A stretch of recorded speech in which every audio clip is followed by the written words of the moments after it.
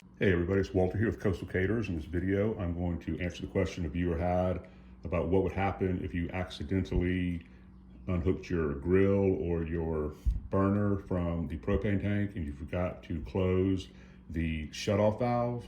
The shutoff valve is still open. What's going to happen?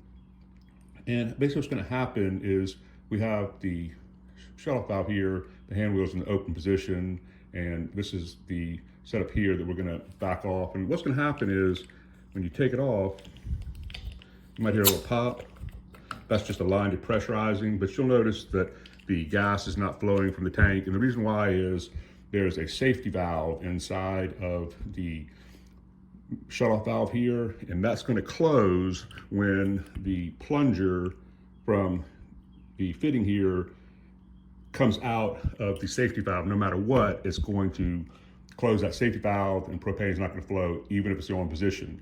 Now, if it does start flowing, that means you got a bad tank. Make sure to cut it off real quick, go exchange it.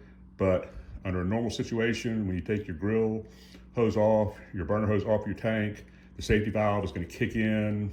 It's not going to let any propane come out. You might smell a little bit because, like I said, you heard that pop and it depressurized, so you might smell a little bit of propane, but that's normal. So if you haven't had a chance to subscribe to our channel yet or give this video a like, we really would appreciate that. We hope it helps you out and answers that question.